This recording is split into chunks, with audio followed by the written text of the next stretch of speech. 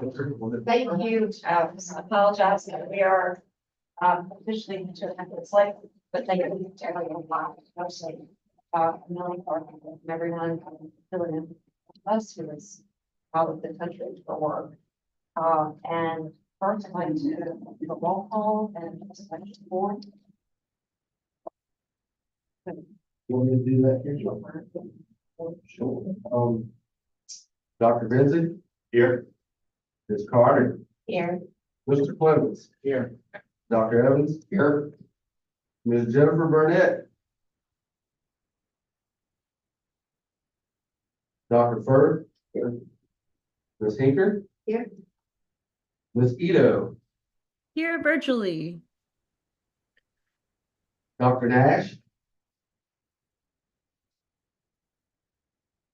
Mr. Sampson? Here. Ms. Hall? Here. Dr. Clark? Here. And Mr. Compton, and I'm here. All right, and if we could have the participating members online, just give a high level reason, it could just be personal, as to why you're participating virtually. I'll go first. I am temporarily out of town for work, and I wasn't able to get to Martinsville. Thank you. I am also out of town, unable to attend in person. Great. All right, I'd like to first welcome our foundation rep, Elizabeth Bailey. Glad to be with us. And I also want to welcome Abby Gump and Lauren Coleman. And I'm gonna let Abby just share a little update on a little bit of a transition. Good morning. I'm here from the Office of the Attorney General. I've had the privilege and the honor to serve you and your service for the past couple of years. And today is a significant day. Our office is doing some restructuring. We just brought in Lauren and we are thrilled to share the load. But as a result of that redistribution, Lauren will become your new rep from our office. And I will be kind of sliding out. So I'm happy to swing by and see your application.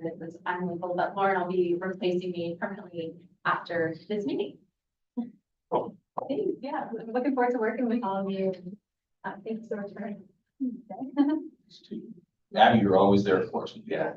Yeah. Questions, concerns, so that'd be helpful. Abby's great, and we're going to work with the friend and to the relationship. Yeah, Thank you. I also want to welcome those joining online, and excited to welcome 3 new board members. And I'm going to just give each of them a moment to just share a little bit about themselves with us. The first would be Dr. David Furr. Thank you. Glad to be involved. I'm a research associate at the Smithsonian, but I was collections manager in entomology for 21 years. Before that, I did something similar at legal and comparative zoology at Harvard, and also at Yale, and a bunch of other places, including Tel Aviv, helping to build the natural seeds in there. My PhD is from Cornell. I'm an entomologist through and through. I'm originally from Ohio. Did my first 2 degrees are from Ohio, and I'm still going there all the time with relatives. You're an entomologist, but you're from Ohio?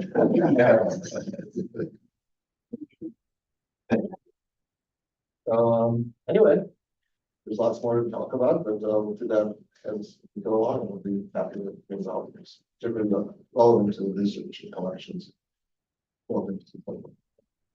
Welcome, so glad to have you. Mr. Will Clements.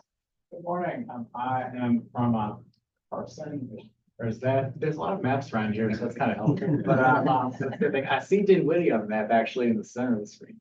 That's where I'm. That's 300 Drive. Work with a small thing there, and member of Go Virginia.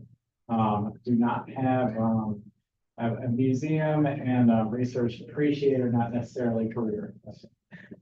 Thank you for having me. We welcome all, so. That's right. Everybody has something. And Ms. Kathy Eaker. Hey, hello, everybody. I'm excited to be here. I am a retired school teacher from Danville. I lived there for 26 years. I claim myself to be a Virginian because I live in Southwest Northern Virginia, grew up in Richmond. Now I reside in Tate, which is on one of the peninsulas just north of Florida. So I'm excited to be here. And I don't have any board experience, never done it. Just as a school teacher, I plow all of my energy into my students. So, yeah, I'm excited. Wide-eyed wonder. Welcome. Welcome. And I'm sure you'll have an opportunity to walk around afterwards if you haven't already. At this time, I'd like for a motion to approve the meeting minutes from May 18th, August 10th, September 26th, and November 16th. We did not have a quorum present, even though we had folks online. So moved. Second. Is there any discussion? Okay, all in favor, say aye. Aye. Any opposed? Yes. Okay, we have an item from yesterday's executive committee. So Madam Chairwoman, the executive committee did not have a physical forum yesterday. And on behalf of the committee, we request and further recommend the board take action to approve the meeting minutes dated November 15th, 2024, as issued to the executive committee. Right, is there a motion to approve? So moved. Second. All in favor? Aye. I'm sorry, is there any discussion? Okay, sorry. Everyone's in favor, anyone opposed?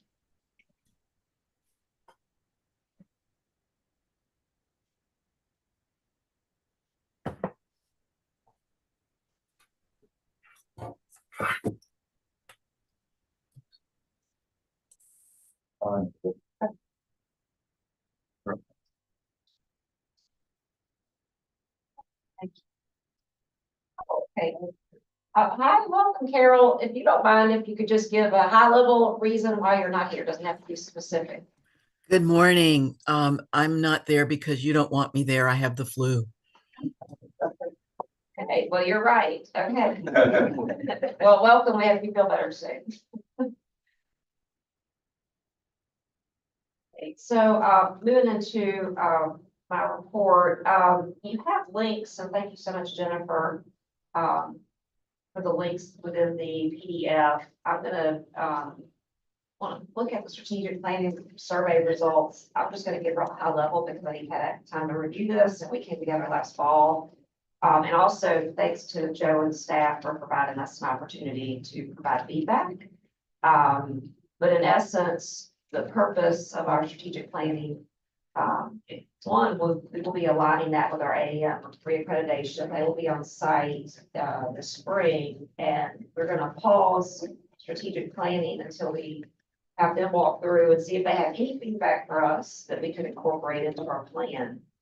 But the plan is very much focused on our purpose as defined by the Code of Virginia, which is nice to always keep at the forefront. So that includes our core priorities, research and collections, the potential for a new full-time research and collections position, utilizing new technologies, and the renovation of Douglas Avenue for the high-level pieces of that.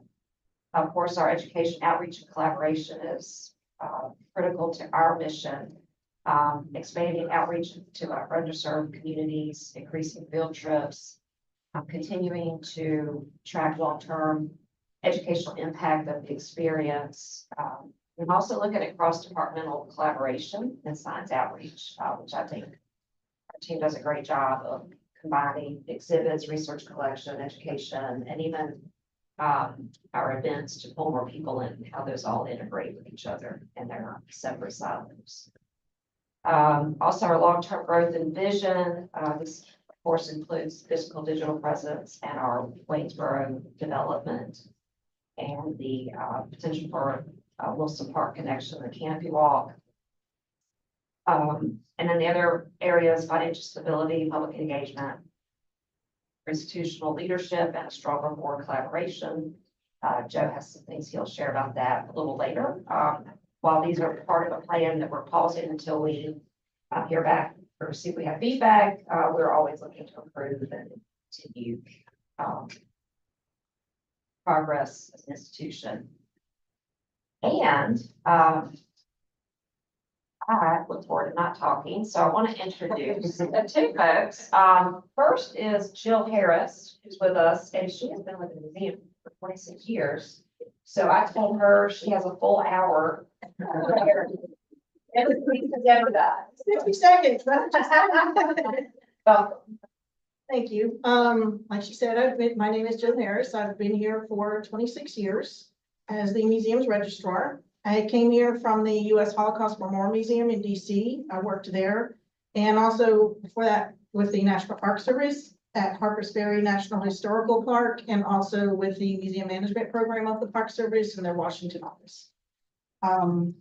My duties here are varied and complex, all over the scope, but mainly my duties include to create and compile and manage the documentation of the collections and the legal and the physical and the administrative documents pertaining to and records pertaining to the collections that the museum holds.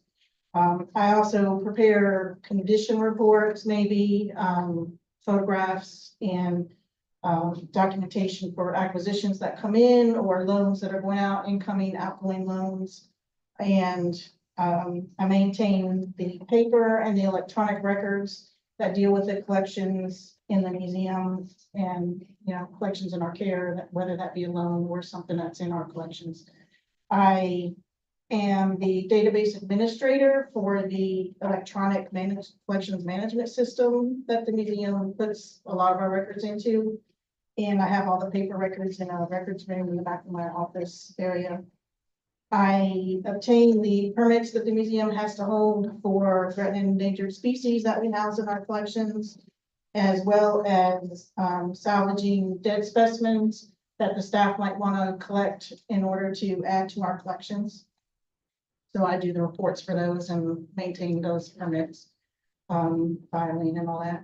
I do assist with exhibit installation on occasion, and I might clean the taxidermy mounts or do minor repairs on those if they're going on exhibit or out on loan.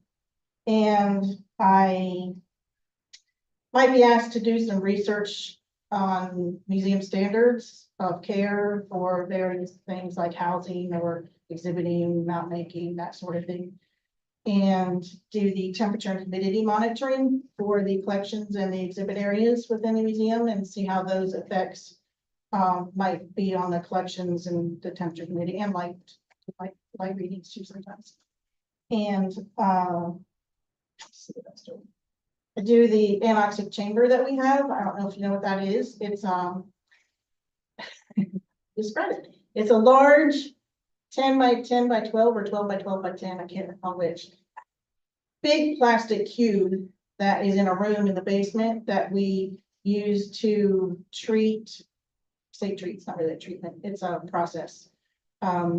Any collections coming into the museum or that have been on loan come back to the museum, like new collections coming in, they're processed through that anoxic chamber, which we call the bubble as an affectionate term, to disinfest anything. If there's pests, active pests that might be in those collections, we don't want them to go into storage directly, so they get processed, which is like a 21 to a month long process to put CO2 into that chamber, deplete the oxygen levels, and kill any potential harmful pests that might be in there before they go into the collections as active pests. What kind of pests?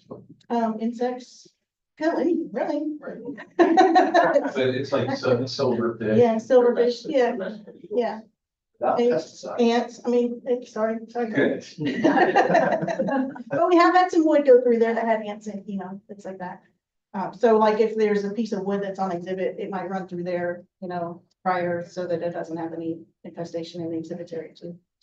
And then I help the research and collections with various tasks, rehousing, labeling, anything of that nature, inventories, that sort of thing.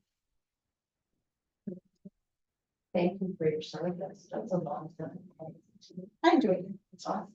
You serve two major roles, registrar and conservator. Sort of, kind of. I mean, I have had some conservators give me training, so that's why I do the repairs and things on some things. But, that's just, it's minor. I'm not a conservator. I don't have the science for that. But yeah, I do what I can. Thank you so much. And next, we're gonna have a deep dive topic, with Dr. Ivanov regarding our frozen tissue collection. Good morning, everybody, and welcome to the new board members. I was asked to give you a quick overview, so this will only take about 90 minutes. Of a new addition to our collection. It's relatively new in terms of invertebrates and less so in terms of vertebrates.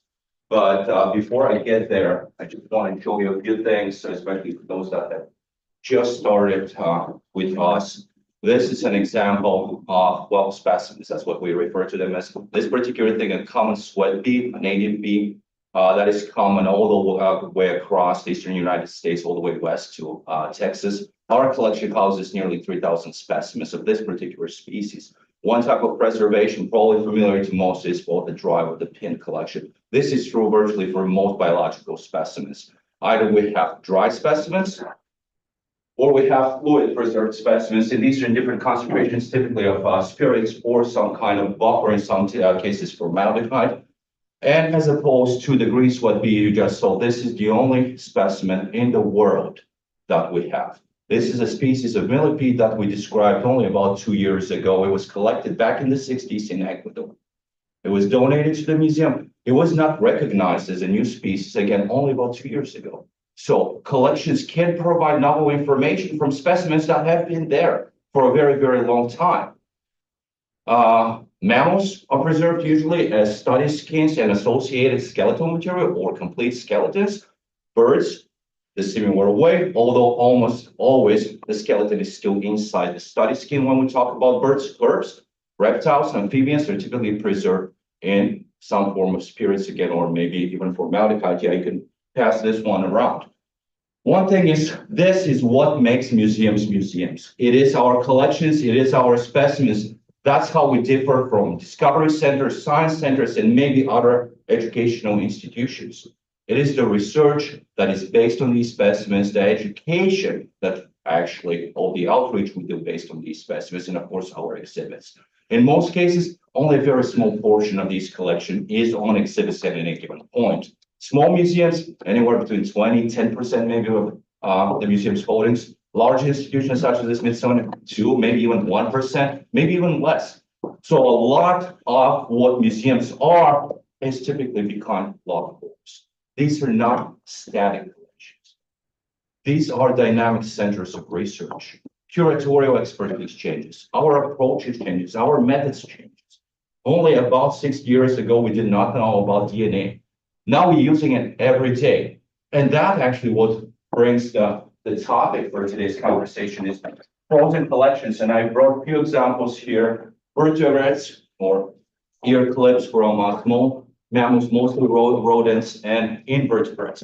So we're talking about frozen tissue collections because these are either whole specimens in terms of invertebrates that are preserved typically in a CO tube in some form of, again, preservative, typically high concentration ethanol, 100% or pure ethanol, or some type of buffer such as RNA later, or even they can be dry preserved and then frozen. -20 Celsius, -80 Celsius, and more recently, liquid nitrogen, which goes down to about 150 or so -degrees Celsius. Why do we do this? Because the specimens you just saw, the traditional museum specimens, do not preserve molecules. DNA, RNA, proteins degrade, and they degrade rather quickly. So we're losing information. We have the specimen, all we have is morphology. They're perfect. Our museum is only about 40 years old. Our oldest invertebrate specimen is over 150 years old. You go to the British Museum, you go to the Smithsonian, some specimens date over 2 centuries back. You can still examine those, but you have lost an additional set of characters that can provide tremendous amount of information. And that is why we have the frozen tissue collections. We can preserve entire specimens, we can preserve tissues. Whenever we prepare a mammal specimen, for example, here, our biology research technicians take tissue samples.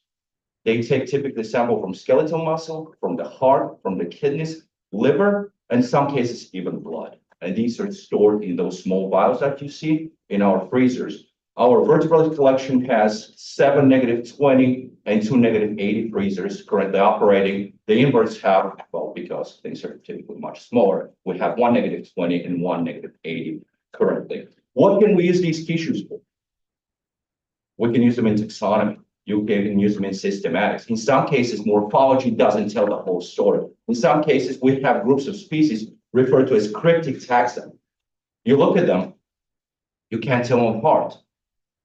If you spend some time in the field, if you spend a couple months, a year, 2 years, nobody has that time, you can start picking up ecological differences, behavioral differences. But you can actually use molecules.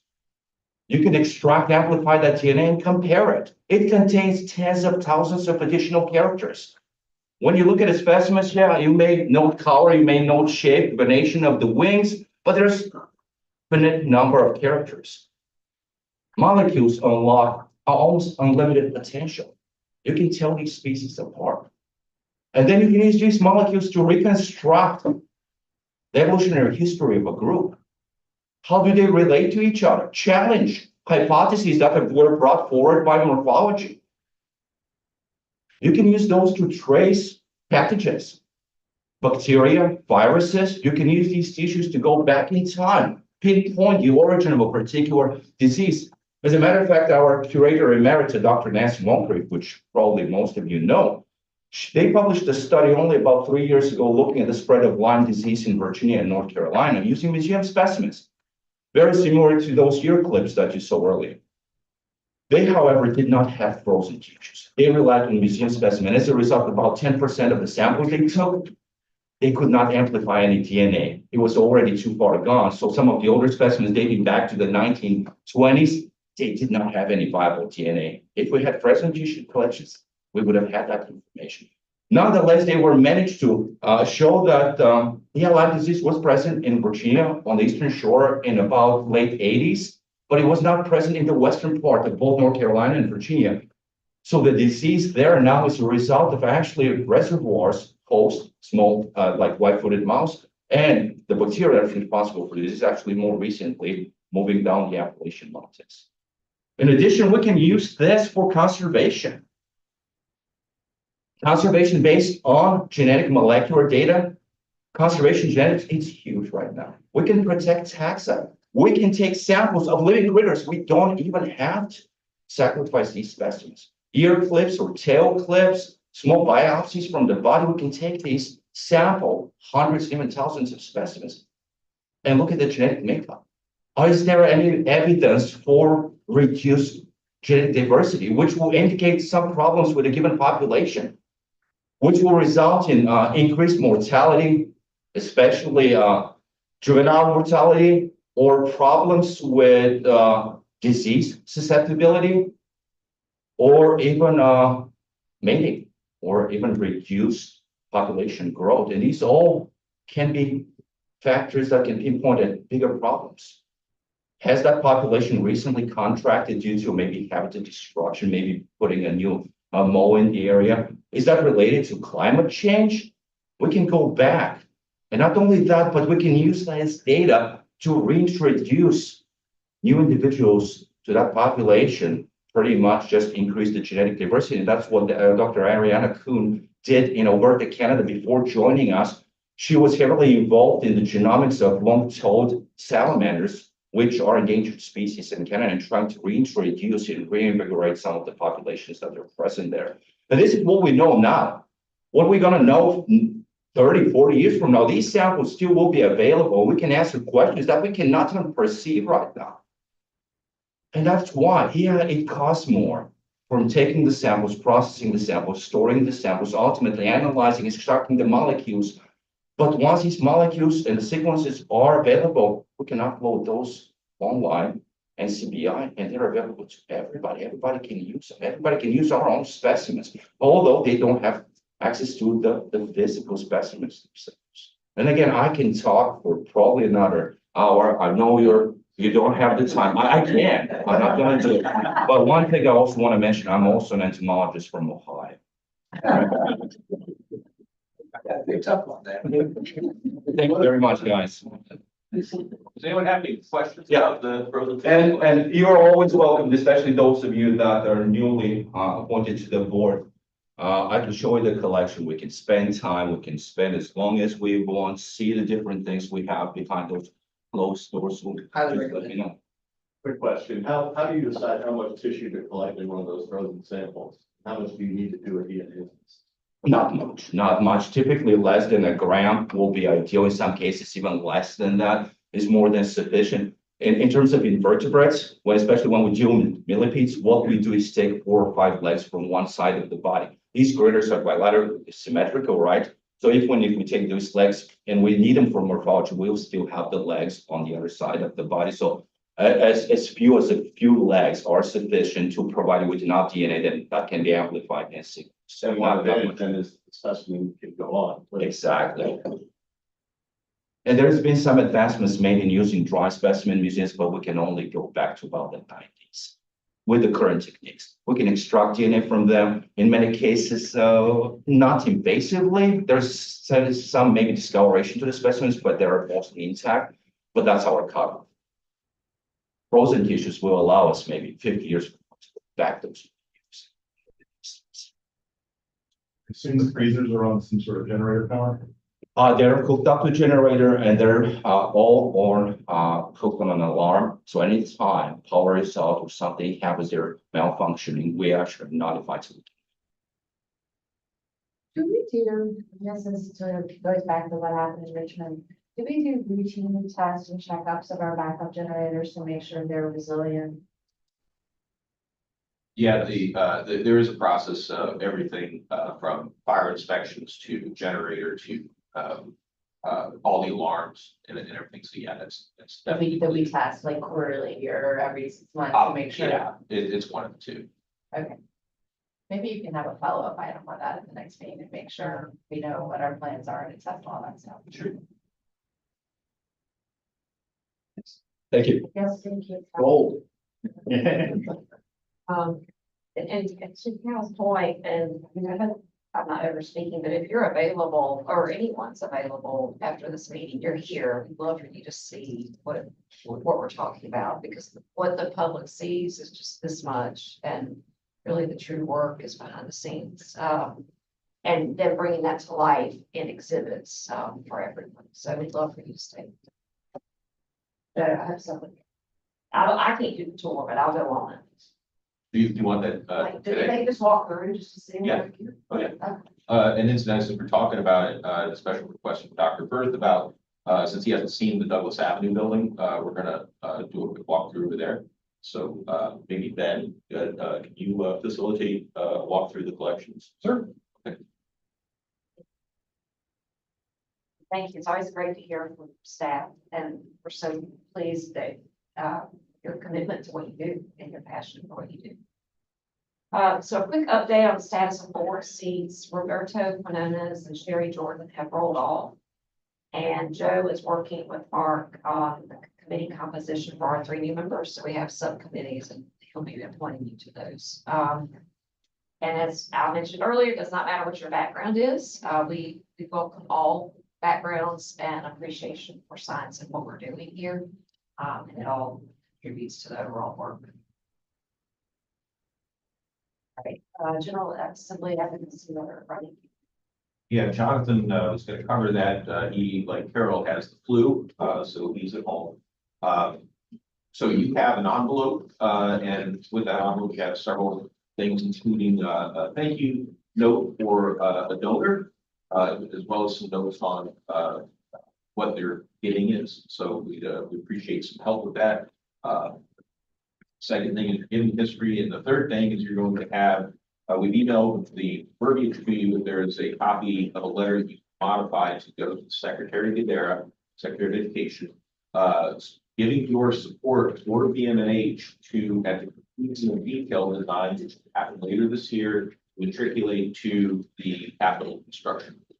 And so with the statewide board, that covers a lot of delegates and a lot of senators, so we think having a broad voice like that. We're also asking the same letter to send from the Greater Augusta Chamber of Commerce, the Office of Economic Development, City Manager, and our colleagues up in the area helping us with our documents. So if you do that at the end of the General Assembly session, what we don't want to do is overwhelm the mailboxes there while they're busy with numerous meetings and so forth. So we think the timing would be better to send that out.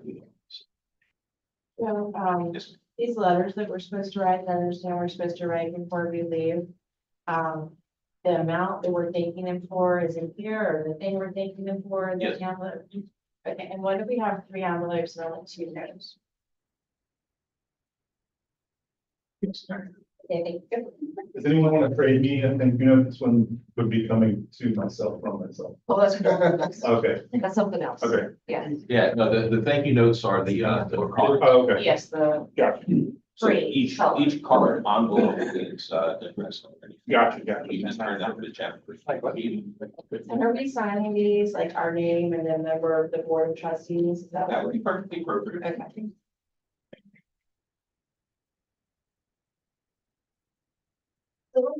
So, so the in, the green color. Yes. And then within that, there's a note. And we're going to do this together. Or we take these with us. No, you do it before you leave. Okay, we're doing it before we leave. You don't go get one. Yeah. So if you have like. So if we have a question today, and Rich County might want to give them that. Yeah, don't take it home. There. Just a few sentences. People like to be thanked, as Ryan, likes to say, he provides a graph in our, advancement report compared to 10 years ago. We're getting so many more gifts, that, it's becoming more and more of a challenge. We send out a general letter of thank you, then every donor gets the, notification, from the, foundation office and everything. But the personal touch of a thank you note, we used to do that for all donors under $1 and above. And it is just now completely overwhelmed. So we're testing the waters here to see if we can find different ways to kind of leverage our pulse of the foundation for the same thing. Yeah. Before we step away from your report, I want to discuss something just very briefly on the strategic plan. An element that I thought we had discussed, but seems to be missing, and I want to make sure it's baked into this initial document. And it would probably best fit under educational impact and relevance and collaboration is request of the new FTE for a full-time exhibits fabricator. This is something that we've talked about several times. It's the first one under research and collections. It doesn't say fabricator. I can certainly add that. Is that where it is? Okay, because I remember we talking about it, but it says discipline to be determined. I think we should be explicit. That's fine. But I don't want to, if that was intended for another curatorial position or an assistant position, I don't want to take away from that. That is what the way this is shaping out is that each year we will ask for a budget adjustment so that we can afford another staff for research and collections. We always have traditionally let that come from the curatorial staff, including the research and collections. Okay. So as such, we can be explicit about it. Okay, that would be great. It's just like I remember I was talking about it. I hate to have it slip through the cracks. So, okay. All right. Thank you. And if there are any other questions about strategic plan, that actually is another item. Of course, bottom, I just went off and got all excited about it. So, sorry about that. Okay.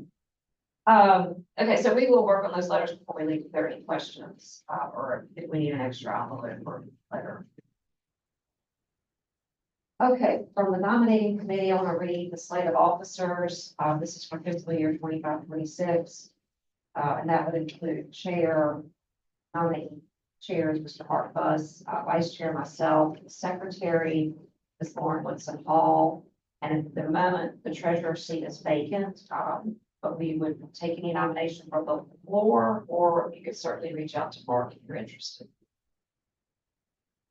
So, Just to remind everyone about the bylaws, we announce the proposed slate of officers at the first board meeting of the new calendar year, and then the following meeting, you will hold a vote on that slate. Excuse me, couldn't really hear clearly who's on the slate of officers. Could you repeat? I'm sorry, yes. Chairs, Mr. Mark Buss, Vice Chair is myself, and then Secretary Lauren Woodson Hall, and Treasurer is currently vacant.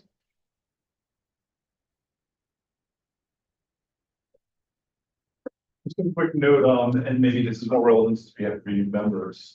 Is it possible to get contact information for all the board of trustees? I think I'm realizing I don't think I have Mark's email address, especially since the emails go out sort of blind to all of us. That's a good point. Jennifer, can you supply that to the board roster?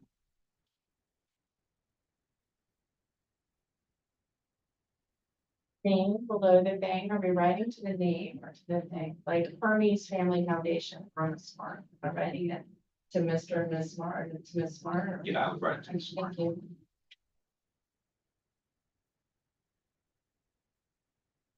permanent board, foundation board member. So it's still nice to thank you. She knows how much we appreciate her and this foundation. Well, I allowed a pause in case someone wanted to nominate themselves for treasurer. I did not hear that. So we will move to the treasurer's report. All right, so if y'all looked at your paperwork on our income statement here, everything is lined up really well. The two things that kind of stand out on expenses is I made a little contractual services and organization memberships. And Joe can tell you a little bit more about, normally we want to be at around 50% this time.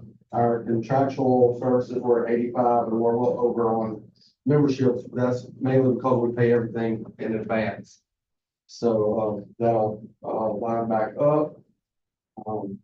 Obviously, everything looks really good right now. Our charitable giving is up double digits, 12%. We're seeing an uptick in growth here. Our endowment balance is up 10%. So we're doing really well on our church. Anybody have any questions? See anything that concern them?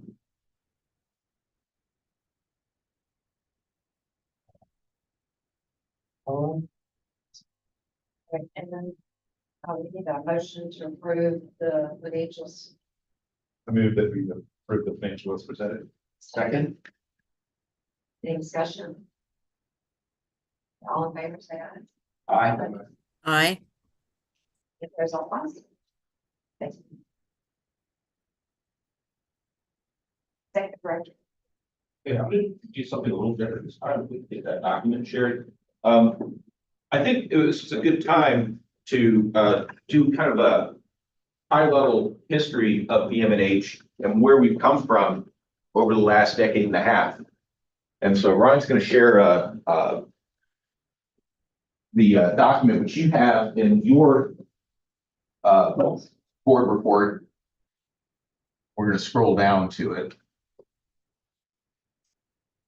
So one thing I've noticed, and this is not a complaint or anything, it's really just reality, is that when I talk to people in the community and so forth, there are so many people who use the same language to describe the museum today as it did years ago, and we've grown so much, you know, and I want to leave some things behind. I hear things like, yeah, BM&H, it's such a hidden gem. Well, no, I mean, we have people from all over the country coming to visit us. You know, we recognize that we don't have great infrastructure. We have 220 and 58 to contend with to get here, right? So we recognize that, but at the same time too, I think we can do better in terms of talking about who we are and where we're going. So I'll take it here.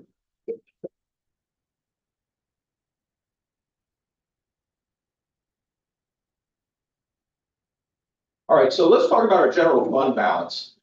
This table here shows what we're looking at. So this goes back, just for convenience sake, to fiscal year 2003. If you look at today, we of course are almost double what we had back then. That sounds great, but take a look at fiscal year 2008. We had a general fund balance of over $3.3 million.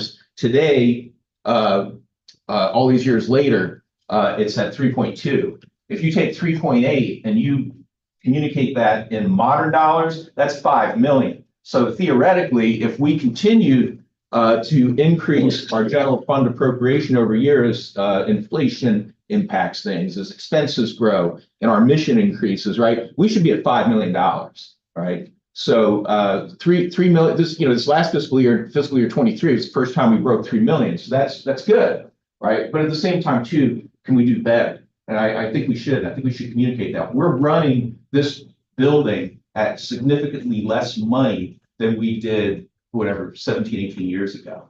All right. So I want you all as a board to recognize that. And you can see the trend here, right?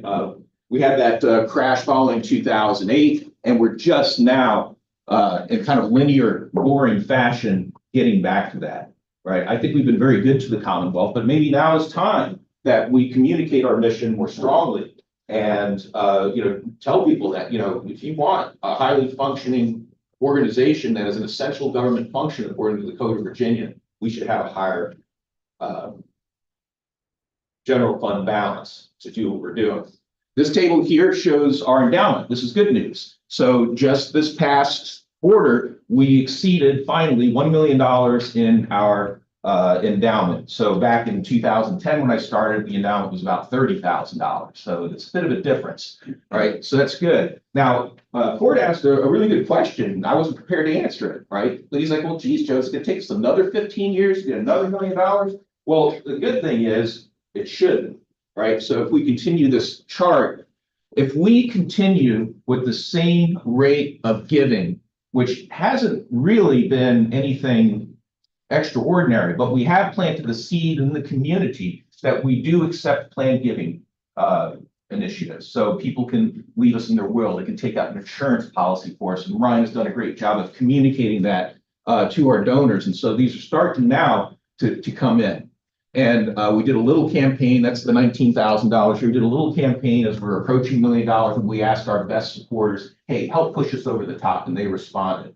And I thought that was really neat. So if we continue the same rate of absorption of gifts coupled with wise financial management, and if you have questions about our financial management, Ryan again works very closely with our investors, Stifel Investments here in Martinsville. By fiscal year 40, 15 years from now, the foundation will have an $18 million endowment. That should give us $900,000 in operating funds. Should we choose not to spend down the corpus along the way? We will, because we have things like the Pete Hennick Memorial Fund. We take a little bit of that every year to fund student work. We also have the Pete Poiseau Research Fund, which Research and Collections periodically draws on. So there'll be little tweaks here and there that will spend down the corpus. But imagine an $18 million endowment. That's something this institution has never seen, but you know what? We're progressing towards it.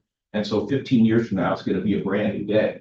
You're sick of me. Some of you are going to be sick of me because you've heard this story 5 times. I learned this lesson. I was at the Cleveland Museum of Natural History in the 50s, and it's just this little museum in downtown Cleveland.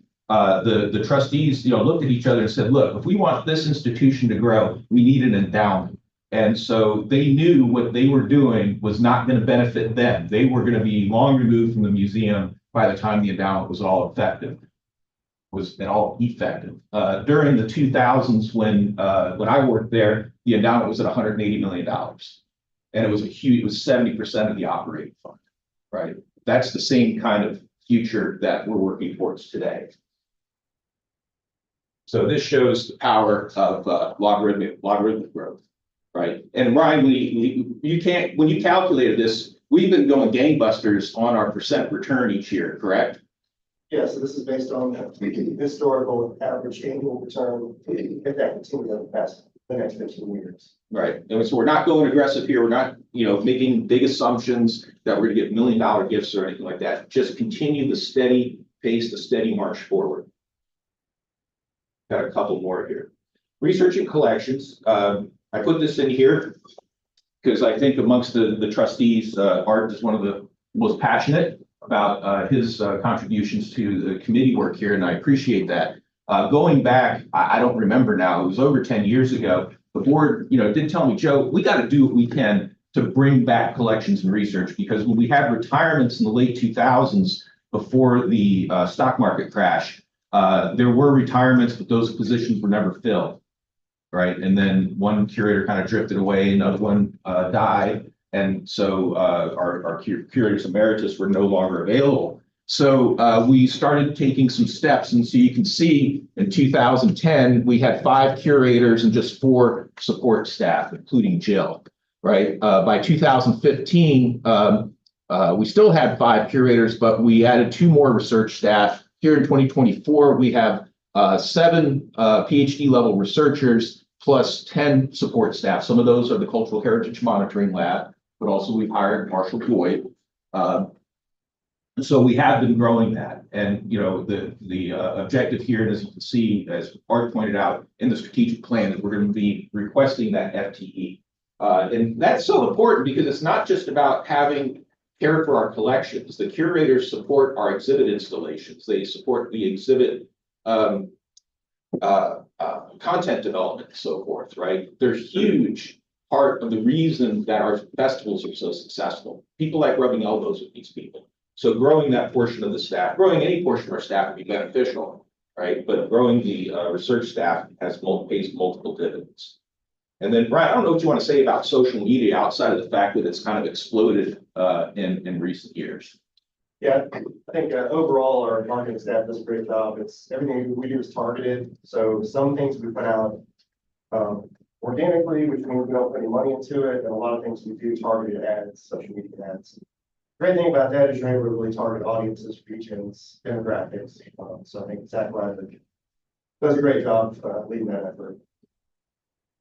Do you have any questions on social media for Brian and how we use it very effectively? It's a really boring, but in a way, very exciting part of how we've managed to get the word out there. I got one more bit I want to show you here. In this particular map here, this is 2000 fiscal year 11, right? So we collect zip code data. So anytime someone comes into a festival or comes through the front door, we ask them for their zip code. Right, so you can see we traditionally do get visitors from all over the country, mostly centered here on the East Coast. This is a heat map. Some of you have seen the similar ones before. The hotter the color, the more people have come from that region. So Martinsville, I'm going to use the mouse here so the people online can see what I'm talking about as well. The dot right here is Martinsville, so it makes sense, right? Up north here we have Roanoke, and then we have cooler but still warm colors going down to Greensboro and some surrounding areas, and then a few other hotspots representing our major cities. If you compare this to 2019, right, notice that the heat area around the Greensboro, Winston-Salem, even go into Raleigh, Durham, and still up in Roanoke and even Richmond has grown. That kind of amorphous area has spread. We're slowly spreading our influence across a wider area. It's not just Martinsville. Notice too, the area of Martinsville has gone, compared to 2011, has gone from red to maybe a yellow. And you might think that's bad, but it's not. We're still serving as many, if not more, people from the Martinsville-Henry County area today as we did back in 2011. It's just that their contribution to the overall number of people that we serve is less because we're drawing more people in. And again, you can see we have this kind of countrywide distribution. And then finally today, these are our latest data. We went through pandemic, and in just a few short years, as far as our spread of our influence, we're kind of back to where we were in 2024. And so in 2025 and beyond, we want to grow that. And we want to see Raleigh, Durham, we want to see some other places get nice and red hot as well. So, one thing I noticed though, and if somebody really wants to take on a pet project, what's up with Vermont? It's the only place without a dock. So if you guys can find us a visitor from Vermont, we can say we got all 50 states represented, Tom. A question and a comment. One is, the question is, the heat map, was that created with total numbers or a percentage of the population that's visiting?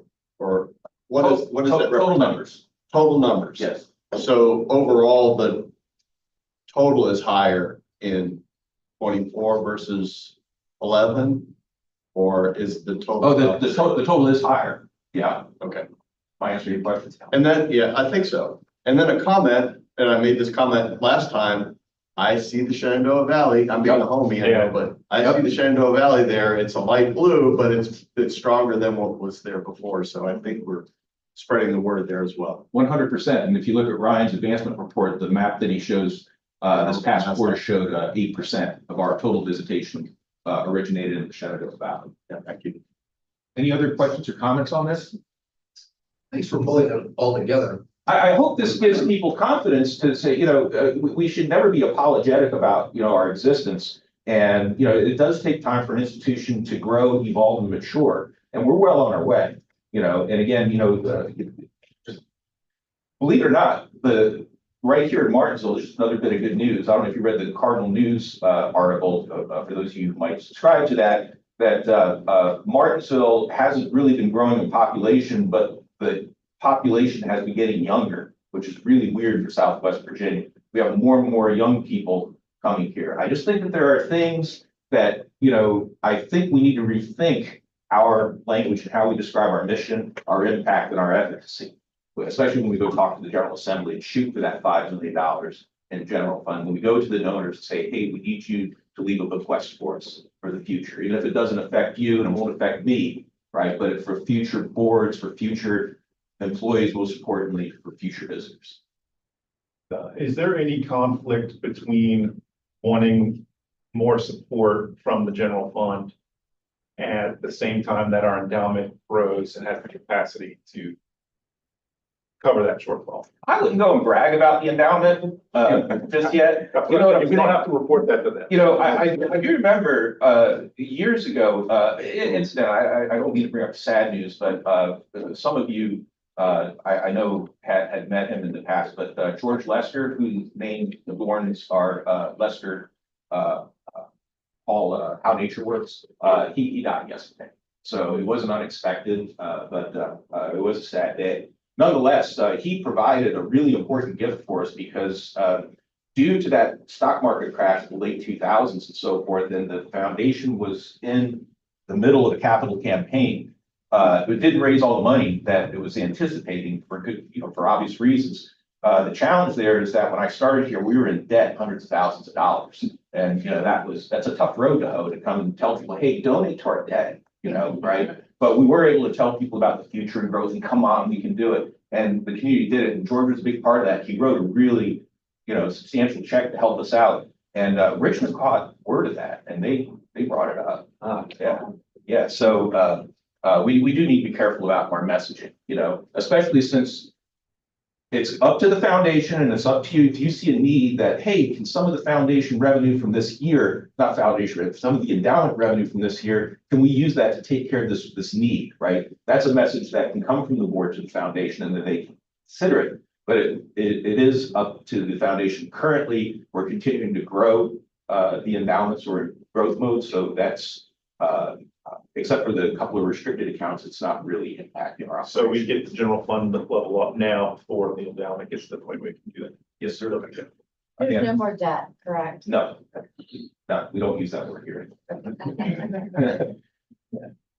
All right, so that's kind of the general perspective. A few other things I just want to bring up. And I did submit the written report as far as our strategic plan goes. I just want to walk you through, I know I keep bringing this up, but I think it's helpful, the AM reaccreditation calendar. So they have not selected the dates yet, but we are anticipating that AAM will be selecting a window for a site visit by the site visit team between mid-March and end of April, right? Anybody can get involved in that. Everyone will receive invitations to come and meet with these people. We'll also set up maybe 2 Zoom opportunities.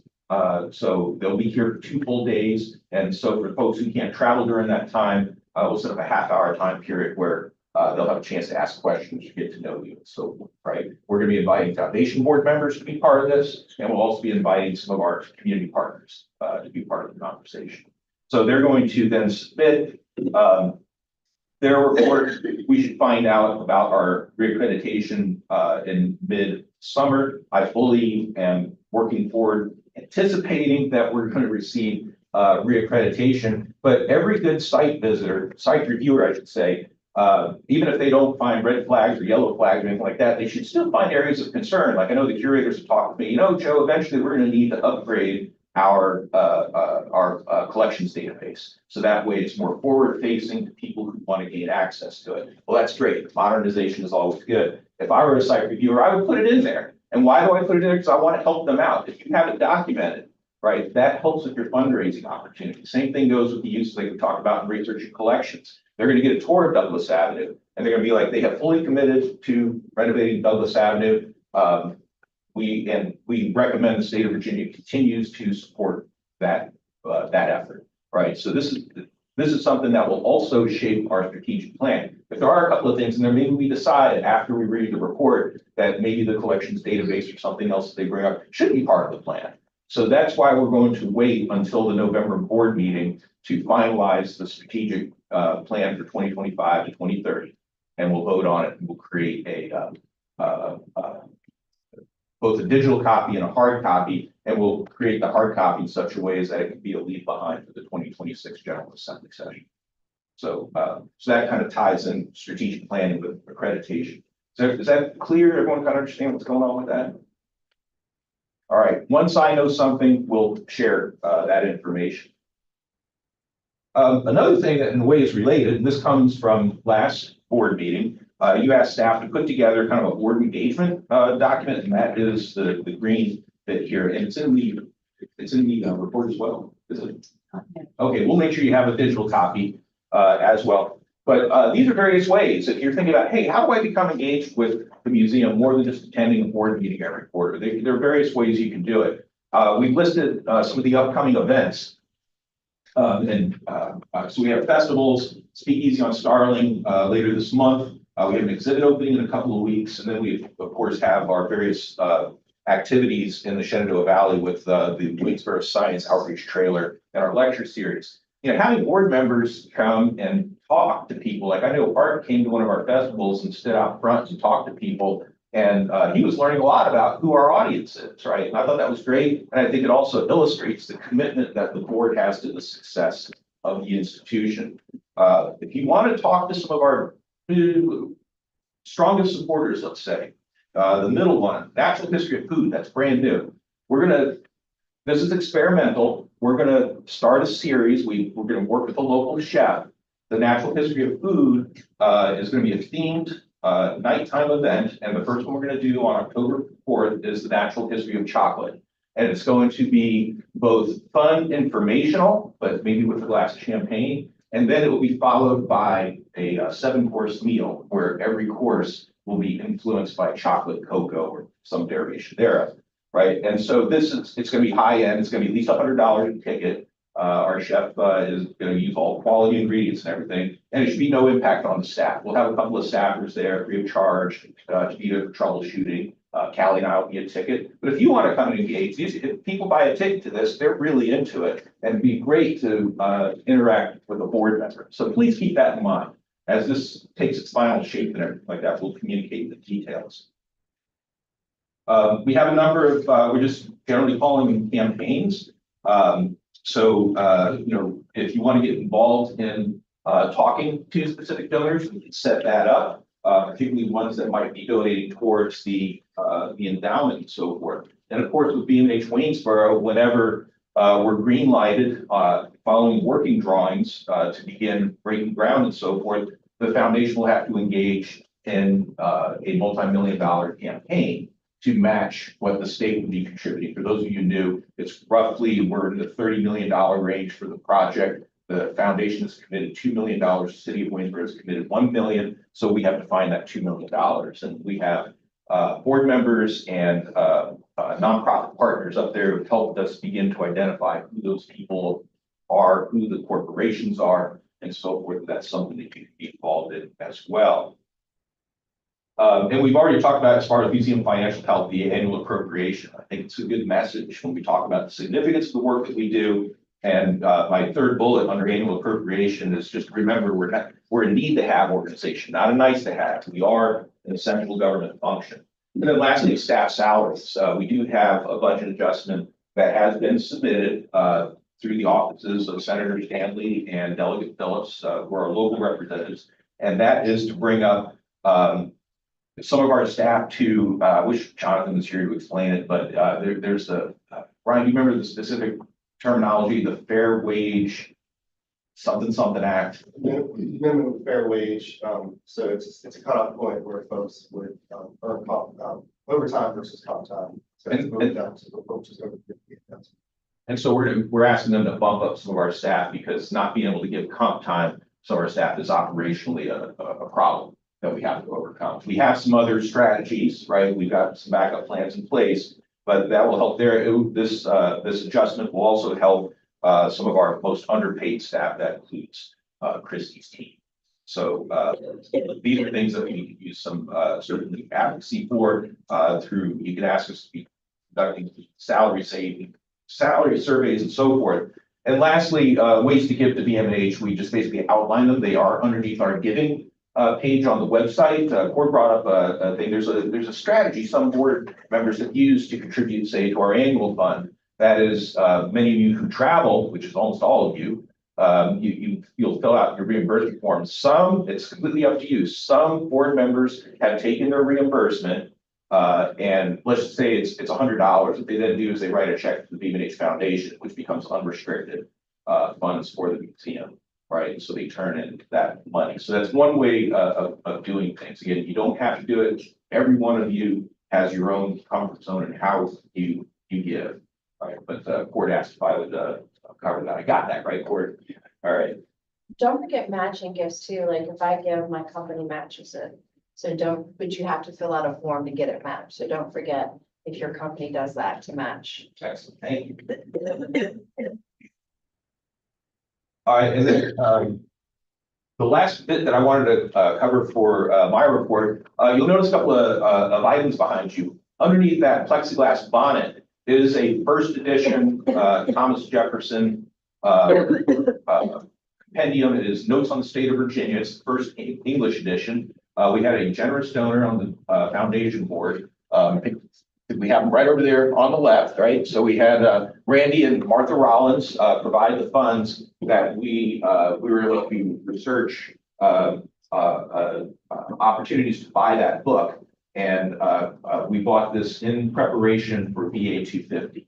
So every museum, every organization in the state has been asked to contribute. You've heard this before. We're going to make next year TJ 26. It's going to be all about Thomas Jefferson and his contributions to natural history of Virginia. He, of course, described the first fossils incorrectly in Virginia, but we can tell that story about how science always improves and a variety of other things. Notes on the State of Virginia is the first comprehensive look at the natural history, and it also has the economic history and social history of the Commonwealth, published in 1790. And so we're going to make an exhibit out of that, and we're going to pull out some of the stories and use for the exhibit that he writes about in there. And the reason it's the first English edition was that the first printed editions of Notes on the State of Virginia were in French, because the French had this habit of referring to the American degeneracy, right? Our natural resources, our plants and animals are inferior compared to those of Europe. And Thomas Jefferson didn't like that one bit. So he kept correspondence and going and everything like that. And so that's the impetus for that book. And so he published the French versions, shipped them off to France, and then they published the English editions. It also includes a map. There is a copy, and it's right here as well. There's a printed copy on top. There's a scan of it, right? It's very old. It's very fragile. We don't want to unfurl it too many times. Eventually here before the exhibit, we're going to get it flattened out properly and get a high-res photo of it so we can preserve it. And as such, this is something that we think is very interesting. We don't know how this happened or why, but this is actually a second edition map. That was included with the first edition book. So it's all really interesting stories, all about the history of Virginia and so forth. And just for fun, for those of you who've been around a while, the board very kindly presented me with that historic map from the 1820s during my 10-year anniversary here at the museum, right? And I thought it was kind of a cool comparison and contrast between that map from the 1820s and Thomas Jefferson's from about roughly 30 years earlier. So anyway, we're really looking forward to sharing that book with everyone. So if afterwards, it's up to you, Brian has very specific techniques, and he has a yardstick you'll use to wrap knuckles if you do anything wrong, right? But if anyone would like to turn a couple of pages and see what's in there, you're welcome to do it. So you do have to do it with clean hands, and of course, you need to do it with great care. It's a well-preserved book, but it is still fragile. Joe, is the map the Fry Jefferson map of 1755? That would be Thomas Jefferson's father who did that map. Which map are you referring to? The one you presented to me, or the one with the book? The one with the book. It says here from the Something Authorities by Samuel Lewis, 1794. Okay, different cartographer. Thomas Jefferson's father actually made the first full map of the state of Virginia with great detail. Ah, okay. And Carol, where can you see that map? Is that map displayed anywhere or the? Oh yeah, so you can go to Encyclopedia Virginia and find it, Library of Congress, digitized online. It's in a lot of different places. And I believe the Library of Virginia has it in their collection. They have an amazing map collection. Yes, they do. Thank you for sharing the link, Emma. We'll liberate that, give it to the full board. This is so cool. Sorry, I have to add my history nerd part of this. This is really amazing. Thank you for sharing this with us. Oh, yeah. And the funny thing was there were a couple of, I don't know, well, Brian, we shared that on Facebook, and then we actually had a couple of delegates from across the state pick up on it, and they shared it as well. Yeah, so different organizations, different delegates, a lot of shares, a lot of likes and shares.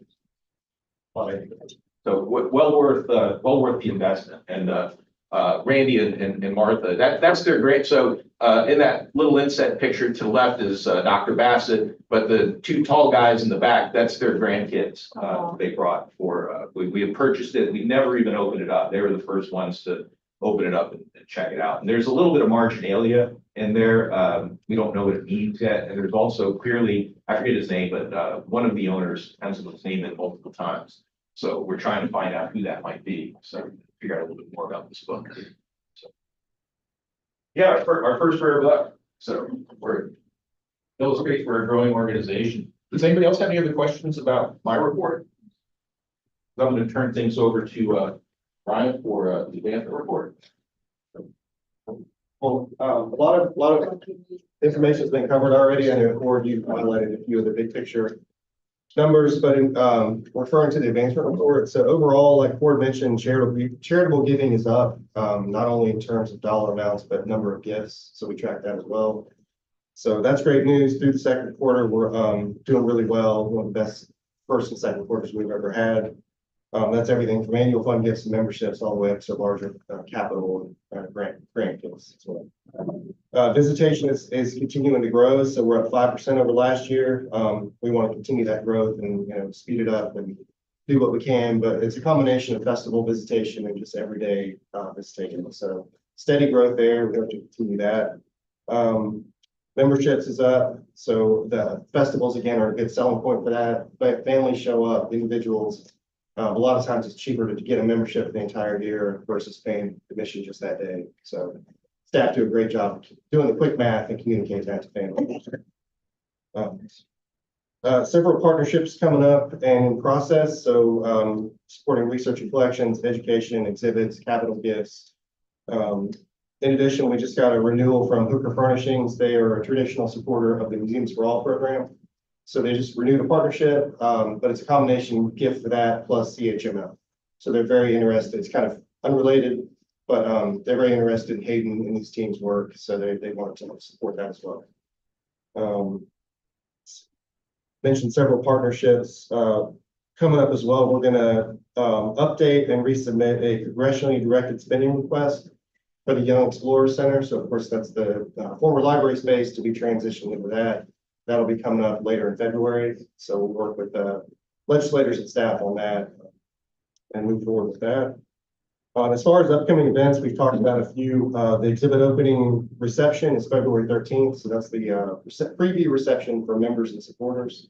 The public opening on February 15th. So that's our Age of Dinosaurs exhibit, Age of the Dinosaurs. It's an in-house exhibit. It's really, really good. It's looking good. Afterwards, if anybody wants to check it out, we can unlock the door to it. I see it's a work in progress, but it's looking great. And Joe mentioned the speakeasy on Starling, so that's February 22nd. Ticket sales are going well. They always kind of pick up at the last minute, so we're kind of seeing that ramp up. But I think we're over 100 so far. So tickets are available online. If you want to buy some or share them with friends, whatever it might be. We cap those at 200, just to keep it, I don't want to use the word intimate, but a more intimate event than say beyond that. And thank you to everyone who's donated has donated items for silent auction baskets. And just wrapping up, major upcoming festivals include Reptile Festival, which is April 25th and 26th, and then Dinah Festival, July 25th and 26th. So we're securing partnerships for that, grants, companies, individuals, of course, all the prep work and planning goes with that as well. And just finally, as far as Museums for All, if you look at the numbers on the report on page 5, in the second quarter, 19.7% of our visitors came through receiving free admission through Museums for All. So that's great. That's a combination of, again, everyday visitors and also festival visitors as well. So I'm happy to answer any questions. The report includes a lot of data, a lot of charts. So that kind of covers. Quick question. This station is up. That's great. Yes. But I also noticed that the admission revenue is down. Yeah, so it sort of fluctuates. There's a somewhat correlation if memberships go up. I mean, it's a different form of revenue, but that revenue goes up. What might go up in membership? Part of it's just, it tends to balance out. Some quarters or some months are better than others, but yeah, it is downside. That's a good segue into a question we had yesterday. If you donate to the annual fund provides unrestricted cash for the foundation to support museum mission-based projects. If you get a membership, you get added communication. If you donate, if you have a membership of $100 per club, you also get a subscription to Smithsonian Magazine and so forth. So the membership still also provides unrestricted fund for the foundation to support us, but because you get a few benefits along the way, everything from membership card to the reciprocity agreement, we keep our membership current with Aztec so that you can, the Association of Science and Technology Centers, so that with your membership card, you can 200 other science museums free of charge across the country. So we incur a small bit of expense in running membership program, but it helps. There's a benefit because it helps us become that much more engaged with the donors. And that's a huge selling point. We get members who don't live here, who join, maybe not students. The reciprocal benefit is really important. And for I'm taking full advantage of that. My card used it across the country that used things that access free based on membership. Nice to see. But another thing I want to point out that another thing that will throw off the ratio of increased attendance, but either level or slightly decreased admissions to the box office is with the Museums for All program. We have a lot more people coming in and not paying anything, but we do, that shows up in our corporate store, right? So it's a very attractive program for different corporations for making that money back as well. So Ryan, it ends up in different pots. And we count people that come for festivals who may or may not pay. Absolutely, right.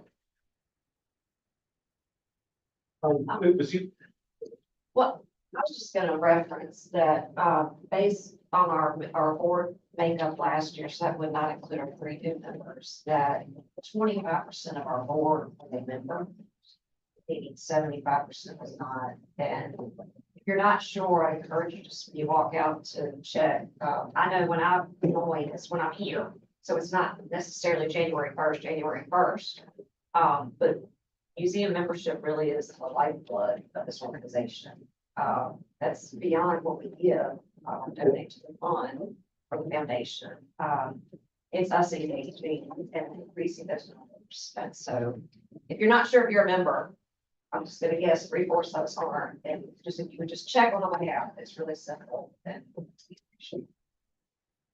I'll just second the suggestion that came from Cord about claiming your mileage if you're somebody that travels. don't donate your mileage, just let the state pay you and then use that money to pay back to the museum through the foundation and get a membership. We don't use those funds, we still find a way to spend it, but with the foundation provides us with added flexibility. It's not a spend it or lose it kind of thing. You know, so we, you know, sometimes, I mean, admittedly, at the end of the fiscal year, we're always looking to shore up the supplies or, you know, put money into the Trustees programs or something at the end of the fiscal year, for the next fiscal year. That just really depends on the money we have. Kind of, I don't want to say we're forced to spend it, but we do. We have to spend it. We have money in the foundation. That is something that doesn't have the same restrictions. I'm just gonna mention, it was either last meeting or the meeting before, you had put together, staff participation in professional associations. I wonder if there's a way to pull that out and share that with the new folks, just because I felt like that was really useful, and it gave you sort of a flavor of who the staff actually are. Yeah. Too. It's not in this quarter's report, but I'm happy to email it out. I'm just thought it'd be useful. Yeah. And it is slightly cheaper to get a 2-year membership. There's a discount there. Oh. Well, then get the 2-year membership. It's 20% discount. If you go to Trustees. And there's a discount as well for the individual and membership levels for teachers and educators, also teachers and students. So it's half off at both the individual and family level. So it's a good deal. That applies homeschool families have used that as well, qualifying as educators.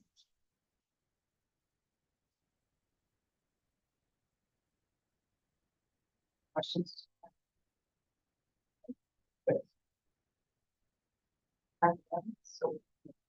Want to welcome the new trustees to the meeting, and I want to encourage all of you to read the research and collections report. In this report, you'll find detailed information provided by the curators as to their research, their publications, their interactions with other departments, the relationships with colleagues around the country and around the world. So for those of you that would like a review or just keep up, great. For those of you who are just getting started, it's a great introduction as to what we do. And you'll see it's big. It really is big. And we want to do everything we can to encourage them. The first order of business that I want to bring up is that, as many of you know, Dr. Ariana Kuhn, our herpetologist, has left the museum to take the very great job of a very prestigious institution in the Illinois Natural History Survey. But her relationship with the museum here doesn't end. She started several projects. She has collaborative work going on, and she wants to carry on with those, which is a benefit to us. And as a result, she has requested to become a research associate here at the museum that will allow her to continue those collaborations and provide a smooth transition, moving back and forth between her new job and working with her colleagues here. And you'll notice in the report, there's a letter of support from Dr. Ivanov. There's also a letter from Dr. Kuhn explaining what she wants to do and accomplish. And we discussed this at the committee meeting, and she has our full support. And so now the step is to make a recommendation to the full board and ask you to approve her as being nominated to become a research associate here at the museum. So that's step one. I'll stop there. And then we'll go the rest of it. I move that she become research associate. Second. Any discussion? All in favor, say aye. Aye. All right, she's in. All right.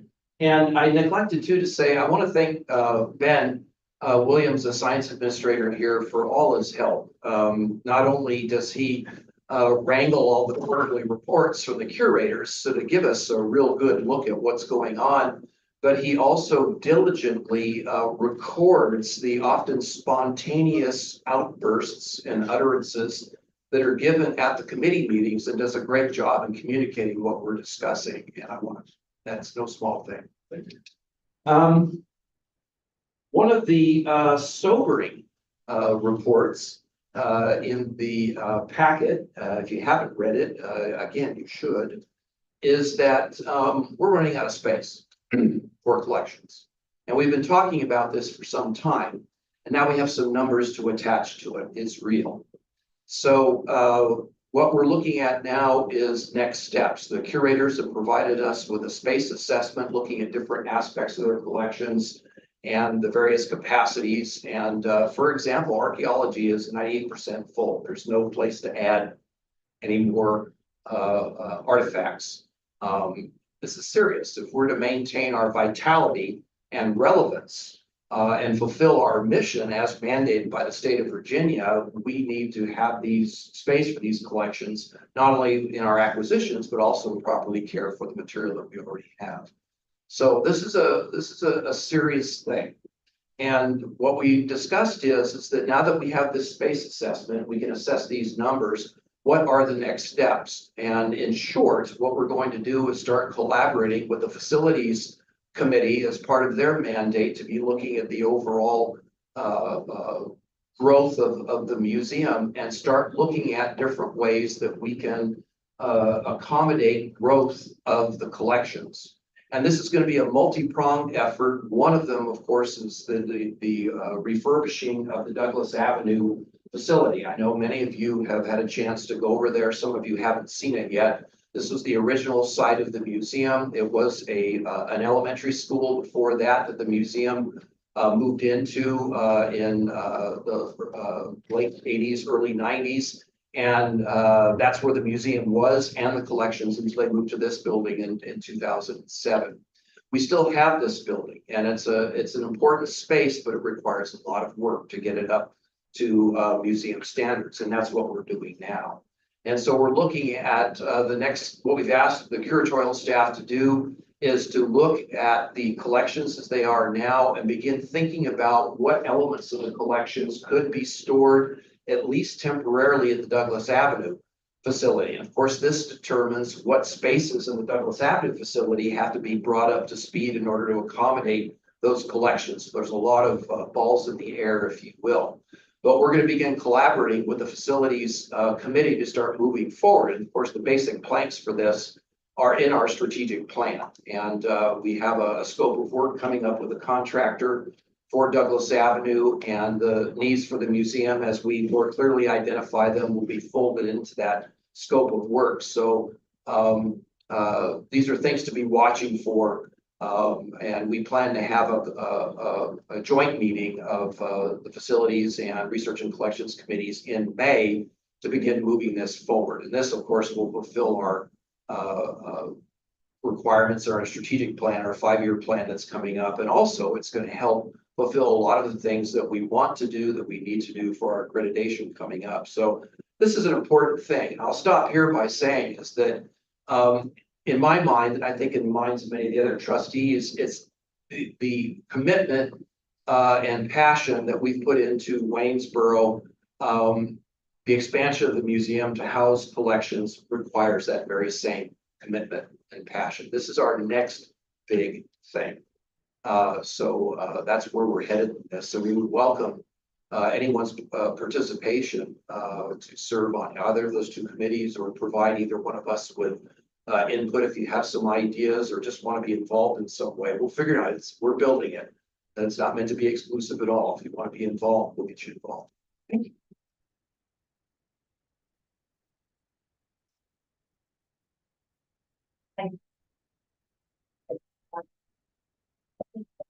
Yeah, so the Education and Public Programs Committee met this morning prior to the full board meeting, and just a few highlights from that meeting.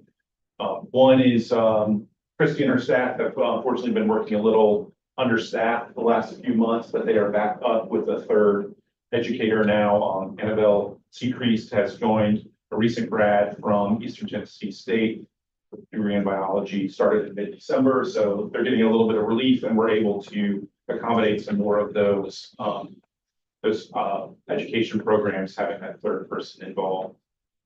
As always, the team continues to work with Ryan's folks to make sure that there are plenty of grants in the pipeline to help get some scholarships for a lot of the local children to be able to participate in these programs, whether it's through their school or an after-school activity or summer camp.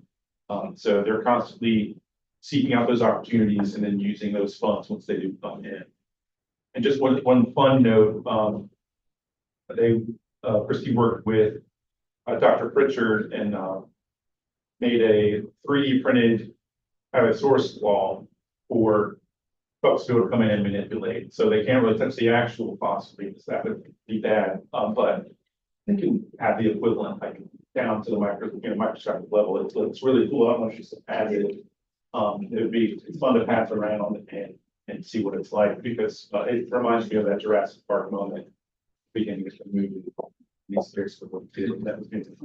But yeah, very cool. And maybe that might lead to more opportunities for 3D printing these educational pieces. And I use the local shop to do it as well.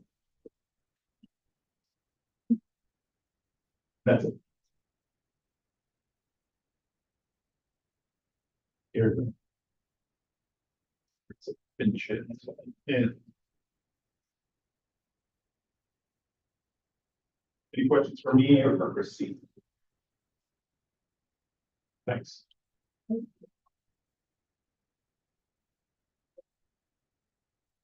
All right, so the facilities committee. Let me just preface this by saying I've been on the board, it'll be 10 years in September. And one of the things that I know happens on this board is a lot of the activity, a lot of the business happens in committee. So I encourage those of you that are new to think about committees, and I would encourage you to join the facilities committee if you're interested in, bricks and mortar kind of questions and space issues that aren't brought up here. And I'll just read from our bylaws that the facilities committee is composed of at least 3 trustees, and we make recommendations to the board, this board, regarding the museum's physical facilities and construction. So that's our charter. Having said that, we have met in our most recent meeting back in November. We didn't have a quorum. And at this meeting this morning, we also didn't have a quorum. So you'll find minutes in there, but those are not approved and they're really informational. We don't have any recommendations for you at this point. But as Art mentioned, we now believe that it's going to be important for us to meet jointly with Research and Collections to address this space issue. And our facilities include the Douglas Avenue facility that Art mentioned as well, that is going to undergo significant renovation. And we're going to see a scope of work here in March from a contractor.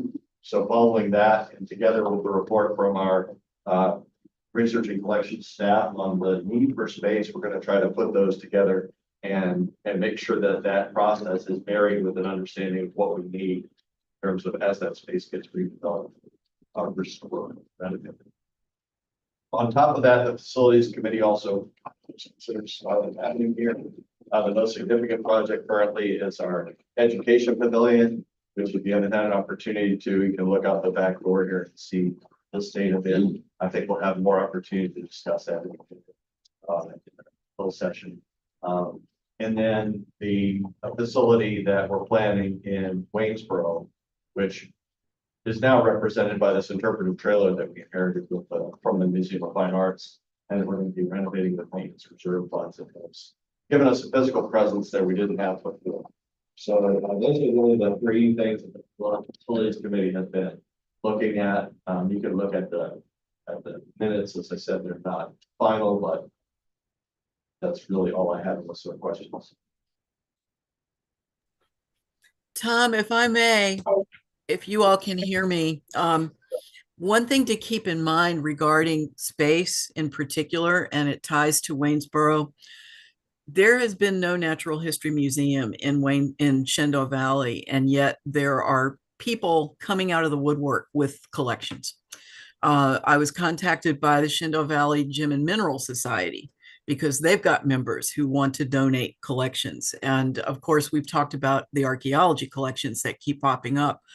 One of the things then to keep in mind as you all are thinking about space is that the growth of the collections could actually happen a lot quicker than had been anticipated, in large part because of that exposure in this new part of Virginia to people who have significant scientific collections that they have worked on for years. So just a thought to keep in mind. I'm glad you brought that up, Carol, and I'm sorry you weren't able to participate in our meeting this morning with Research and Collections, but I think one of the things that we did talk about is trying to forecast future growth in the collection. And it's a very difficult thing to do, as I understand it, from the research and collection staff. So something like that is something we'll take into consideration as we move forward.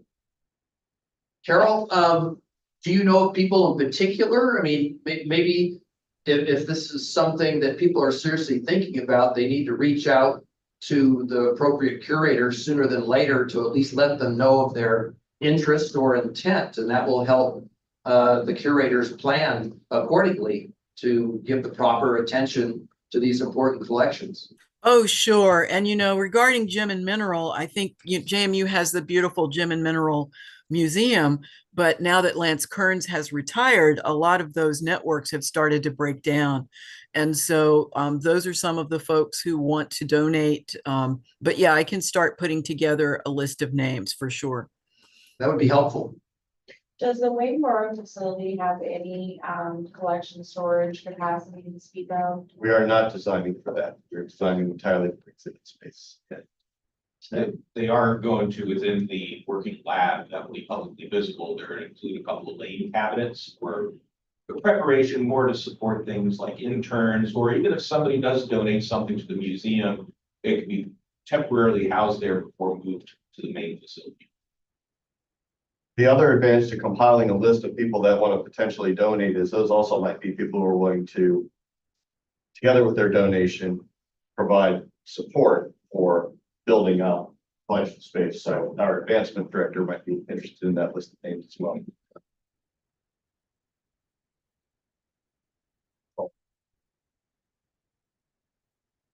The next also runs to Waynesboro.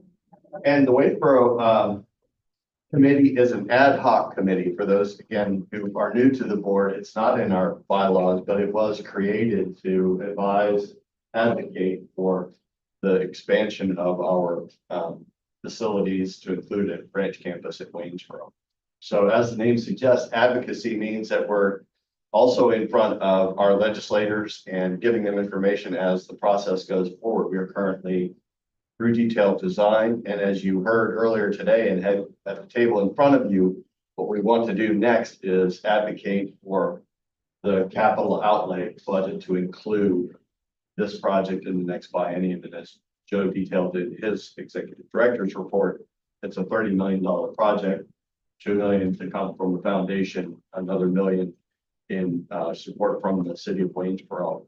So I would, again, encourage you to submit that letter. That will go to the Secretary of Education, because what we want to do is include in the capital outlay this project as the governor proposes it, even before it goes to the General Assembly. So if it's in the governor's proposed budget by the end of the year, that comes out mid-December, then it goes, go from there through the General Assembly process.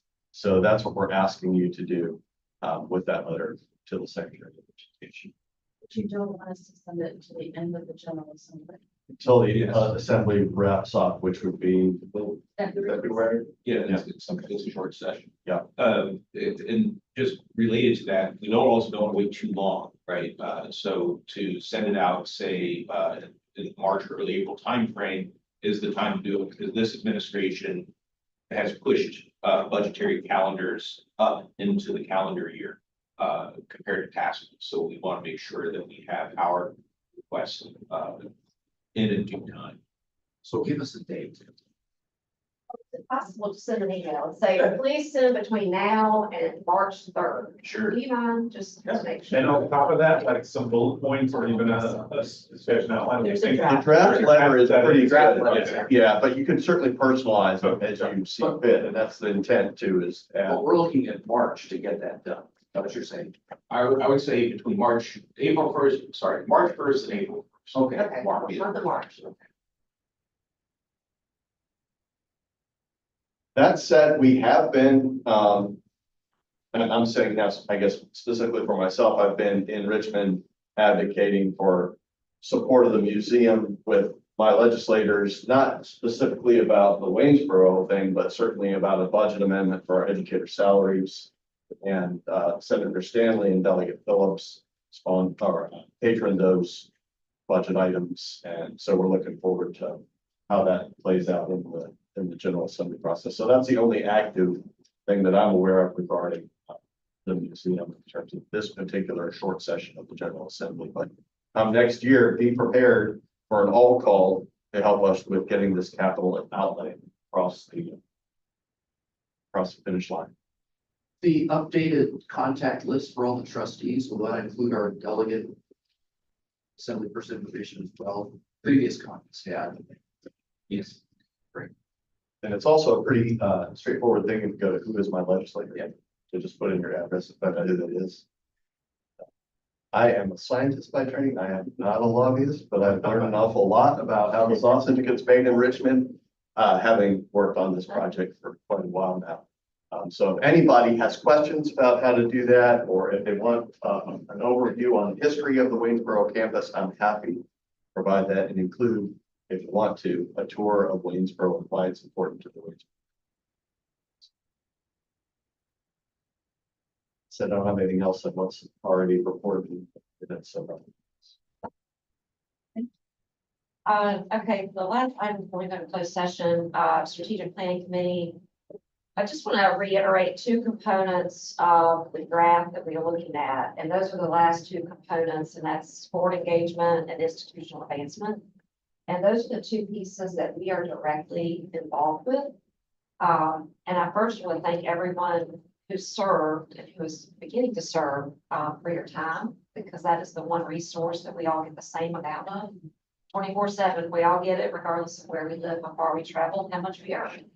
And for some reason, for reasons, we're all here collectively to support this museum. And I just want to encourage you to consider the support. I mentioned the membership, but the support of of finances. Last year, our board, 50% of our board contributed to the foundation. It is not about the amount, it's a commitment. And I know you're committing your time, and I don't want to belittle that at all.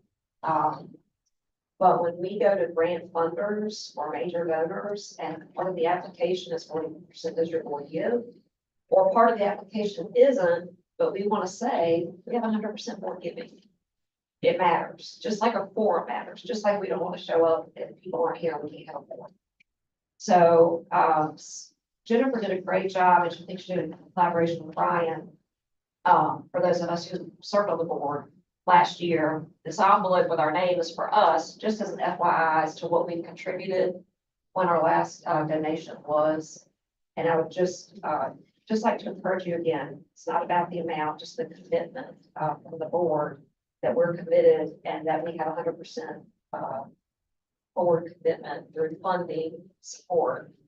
2025, I think that would help. Well, I know it helps. And I could do the same. I wouldn't ask something I wouldn't do, but it really just helps our network be just as strong as it can. So that's the only thing I want to reference strategic planning. Everything else that's coming, but those are two things that we can do to support the work of our staff and our foundation. Right. So closed session, I would like to move that the Board of Trustees of the Virginia Museum of Natural History enter closed session pursuant to the Virginia Freedom of Information Act, Code Section 2.2-3711, A7 and A8 for consultation with legal counsel, and A11 to discuss special awards.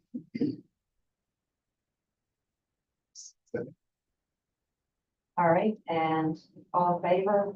Oh, roll call, sorry. Board, you're up. Okay. Dr. Benson. Aye. Ms. Carter. Aye. Mr. Clements. Aye. Dr. Evans. Aye. We're gonna ask Dr. Firth. Aye. Ms. Hinker. Aye. Ms. Ito. Aye. Dr. Nash. Aye. Mr. Sanford. Aye. Ms. Hall. Aye. Dr. Clark. Aye. And Catherine. Aye. Okay, so I'd like just to request, well, any necessary staff that needs to stay, please stay. A 5-minute break, grab lunch, and then back here, if that's okay? Yeah. Okay. All right. Need to do anything with the street? You know, what about the light?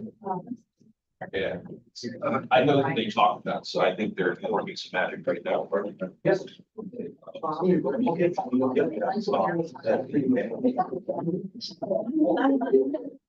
So it's showing. Yeah. I get everything pretty good, and I'm not. Already. Oh, no worries.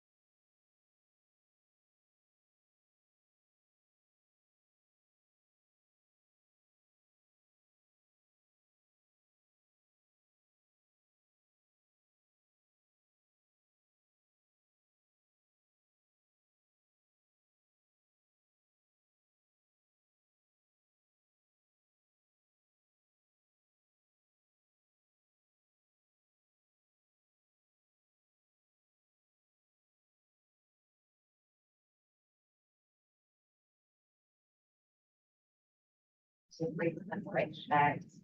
Whereas Virginia Code 2.23712 requires certification by the school board that such closed meeting was conducted in accordance with Virginia law. Now be it resolved, the Board of Trustees of the Virginia Natural History hereby certifies that to the best speech members' knowledge, only public business matters lawfully exempt from both the requirements of the law, and only such public business matters as were identified in the motion by which the closed meeting was convened or heard, discussed, or considered the closed meeting of the Board of Trustees of the Natural History. This requires a roll call vote. Dr. Benson, Aye. Ms. Carter, Aye. Mr. Clements, Dr. Evans, Aye. Dr. Furr, Ms. Hinker, Ms. Ito, Aye. Dr. Nash, Aye. Mr. Sanford, Aye. Ms. Hall, Aye. Dr. Clark, Aye. and Mr. Coffin. Aye. I'd also like a motion to authorize the executive committee to take the action in closed session on behalf of the board. So moved. Second. Any discussion? All in favor, say aye. Aye. Any opposed? Thank you. We have a few announcements and other matters. First, are resolutions for Sherry Jordan and Roberto Jimenez. And I know they're not here, but I'm sure that they're part of our whole. What is that? Okay. No. I don't think it's. It's nice.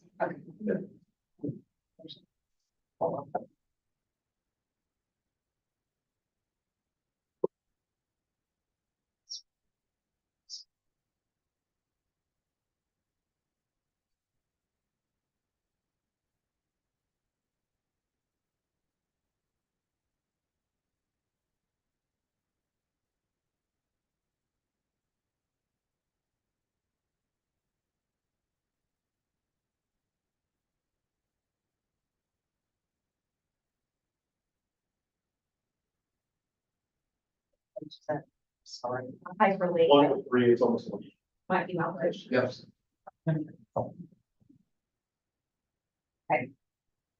First, we're gonna recognize, whereas Ms. Sherry Jordan served on the Board of Trustees of the Virginia Museum of Natural History from 2020 to 2024.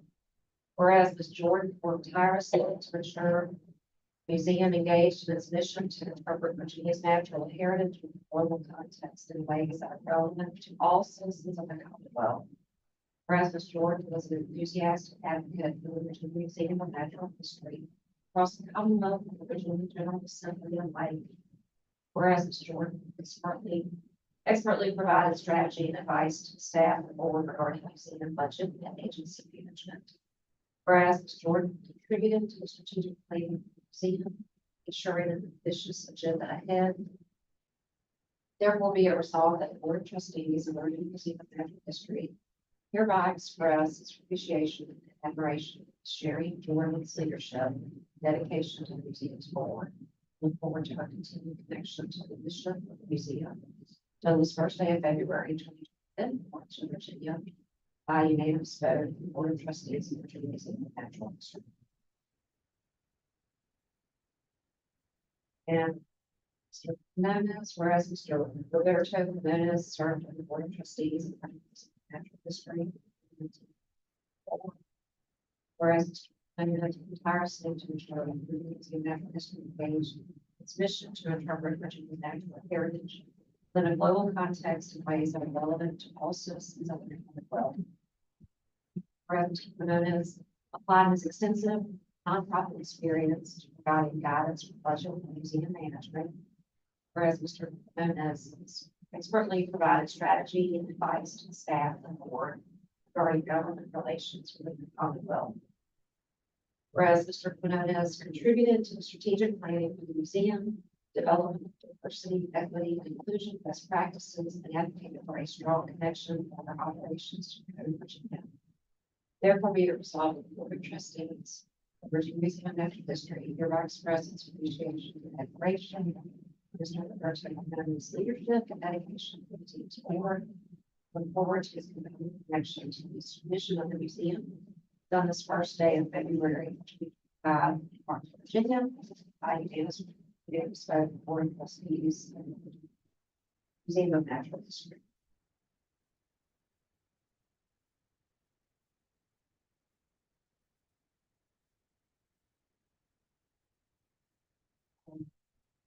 And call for a motion to approve those two assessments. Any discussion? All in favor, say aye. Aye.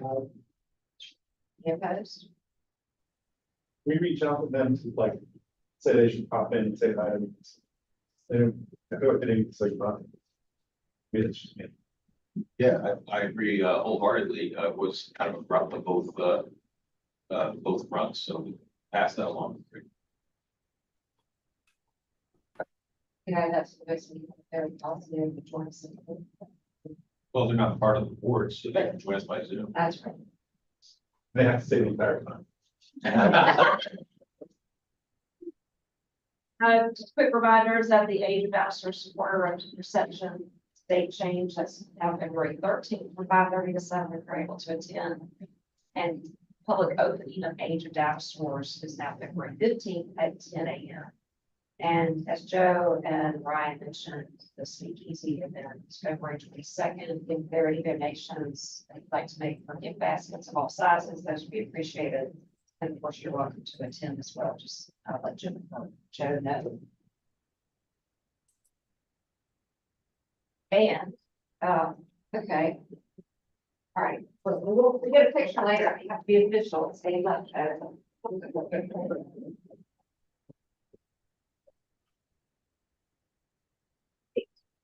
So, what we all know, Joe is committed. We're committed to Joe. His leadership has got us places that we never thought possible. Here we are, moving to Waynesboro.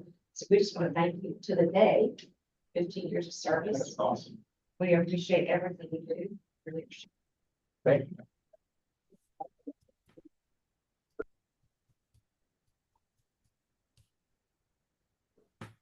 I'll stay. I said I'll get one after. I don't want to delay. Anyway, sorry. We also appreciate your leadership in the community and commitment to the state. So, Well, I'm in Virginia now. But you're from Ohio. I served 2 stints in Ohio, but I've actually spent now more time. You can lose your status there. Okay. I feel bad I don't have an Ohio connection. All right, one more action before the board. I'd like to make a motion that we add a walkthrough of Douglas Avenue and our on-site collections to our agenda and extend that invitation to the public. Being that this is an agenda change by the chair, I do not need a second. Is there any discussion? All in favor, say aye. Aye. Any opposed? Sure. All right, motion for adjournment. So All in favor, say aye. Aye. Are there any opposed? Thank you for your time and very first one. Okay, so, Did well.